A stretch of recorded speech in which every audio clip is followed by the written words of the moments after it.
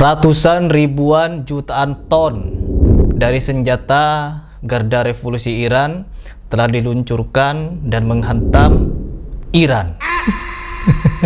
Al-Jannah am Karbala. والله لو خيروني بين كربلاء والجنة لقدرت كربلاء.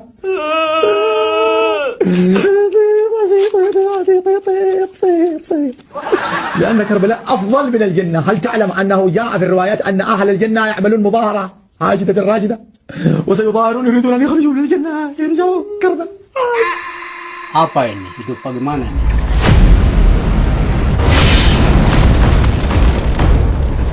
Jadi Iran telah meluncurkan senjata paling ampuh, paling mematikan, paling mengerikan, paling berat, sampai dilaporkan 1 ton katanya teman-teman, telah diluncurkan ke Israel. Dan senjata itu hebat menabrak dataran dari Iran sampai menyebabkan setidaknya 16 petinggi Iran tewas. Sampai video ini saya buat, mungkin pada hari ini kalian nonton video ini, korban berjatuhan akibat serangan Iran kepada Tel Aviv menyebabkan petinggi-petinggi Iran mati teman-teman. Karena apa? Rudal-rudal yang sangat-sangat hebat diberitakan oleh media Indonesia putar balik. Ya, putar balik nyerang petinggi-petinggi Iran. Karena apa teman-teman? Dilaporkan di media-media Indonesia, Amerika Serikat lari terbirit-birit. Amerika Serikat sudah tidak punya rudal lagi di dalam menyerang Iran. Amerika Serikat sudah ngemis-ngemis mohon ampun kepada Iran. Dan berbagai macam berita seolah-olah Iran memimpin perang. Negara teroris ini memimpin perang. Oh, Harry Plus kok menyatakan Iran negara teroris? Kok sama dengan pemberitaan orang-orang barat? Perhatikan teman-teman, dari tahun 2011 sampai hari ini Iran melakukan terorisme di Ardus Syam. Dari Irak, Lebanon, Yaman, Suriah, sampai hari ini mereka masih melakukan teror di berbagai macam tempat. Jutaan umat muslim Sunni sudah diteror dan dibantai oleh Iran. Jadi wajar saya menyebut rezim Iran ini adalah rezim teroris. Dan bahkan bukan cuma menteror negara-negara teluk, tapi menteror bangsanya sendiri yang melakukan demo damai, melakukan gerangan demonstrasi damai, namun apa? Dirundung dengan senjata yang sampai menewaskan kurang lebih 40.000 orang. Bangsanya sendiri, rakyatnya sendiri. Kurang teroris apa? Ya, mungkin Iran ingin mempraktekkan apa yang pernah dilakukan oleh pemimpin atau penguasa rezim komunis di Tiongkok sana, di Cina, yang dimana ketika ada gerakan revolusi, mereka mengerahkan tank untuk menghalau demonstran tersebut.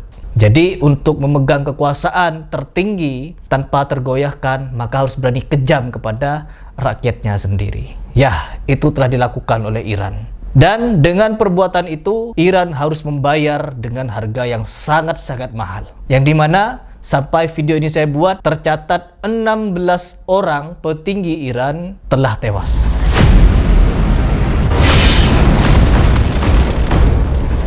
Tercatat setelah serangan Epic Fury pada tanggal 28 Februari 2026, Amerika Serikat berhasil menewaskan kurang lebih 12 petinggi Iran termasuk dengan Ali Khamenei. Yaitu di mana serangan ini memang sengaja menargetkan petinggi-petinggi Iran yang sedang bersembunyi di salah satu tempat yang sudah terdeteksi oleh pasukan militer AS. Diawali dengan serangan pertama dari Amerika yang menewaskan Ali Khamenei dan beserta dengan petinggi Iran lainnya, di antaranya Ali Shamkhani sebagai Sekretaris Dewan Pertahanan Iran, lalu Muhammad Pakpur yaitu Komandan Korps Garda Revolusi Iran, dan yang ketiga Abdul Rahim Mausavi, Kepala Staf Umum Angkatan Bersenjata Iran. Terus yang keempat Aziz Nasir Zadeh, Menteri Pertahanan dan Logistik Angkatan Bersenjata.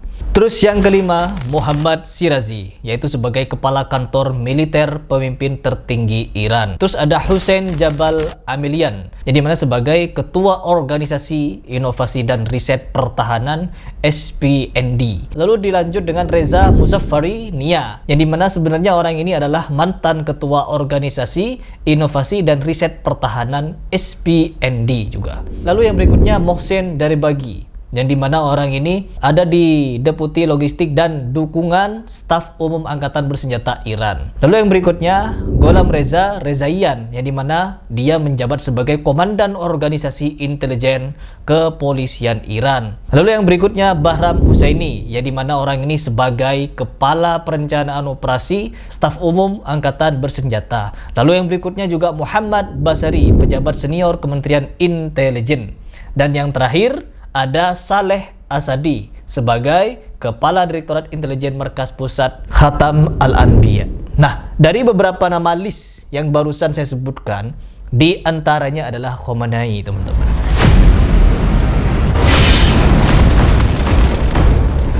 Lalu setelah ke-13 orang ini tewas secara berjemaah dengan serangan Iran, maka dilanjut beberapa hari kemudian, sekitar 4 harian, disusul dengan tewasnya pengganti Aziz Nasirzadeh, yaitu Majid Ebn Reza, yang tewas pada tanggal 3 Maret 2026. Jadi sudah berurutan, teman-teman. Namun pemberitaan ini seolah-olah tidak didengar oleh umat di Indonesia yang rata-rata menjadi mukibin Iran.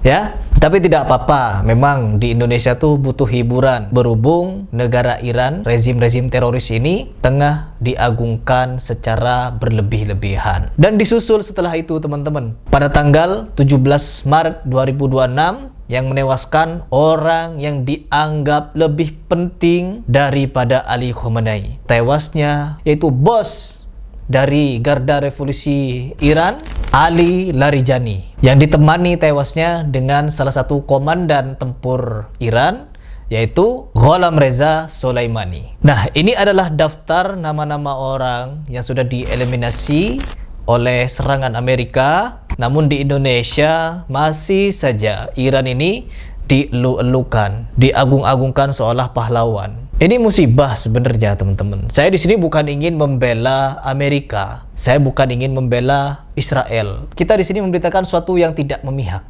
Namun kita harus memberitakan fakta yang sebenarnya terjadi, yang dimana Iran tengah babak belur. Kata Rocky Gerung, semakin Iran melawan, semakin babak belur.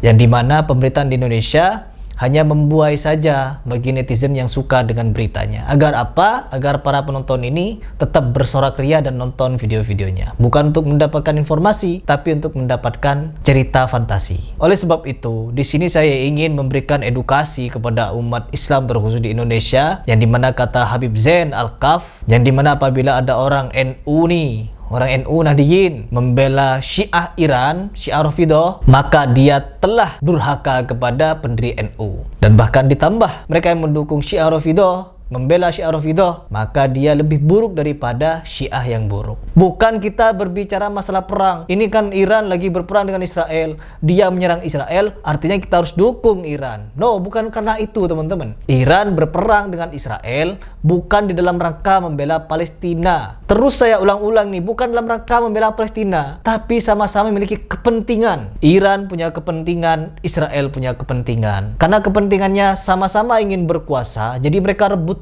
Selalu saya ulang, di Indonesia, Iran dan Israel adalah saudara, teman-teman. Apakah saudara tidak boleh ribut? Boleh.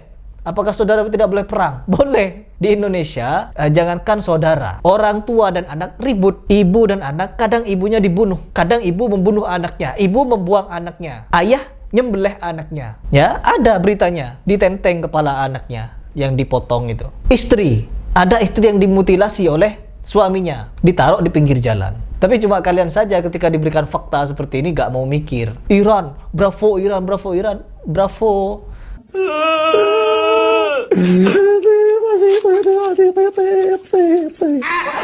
Ya, di video berikutnya saya akan membuka fakta lagi beberapa insiden di Iran sana yang ditutup-tutupi oleh media. Seolah-olah media yang menganggap di Iran tidak ada apa-apa. Padahal di situ tengah krisis yang benar-benar krisis sampai hari ini. Parah, teman-teman. Di video berikutnya.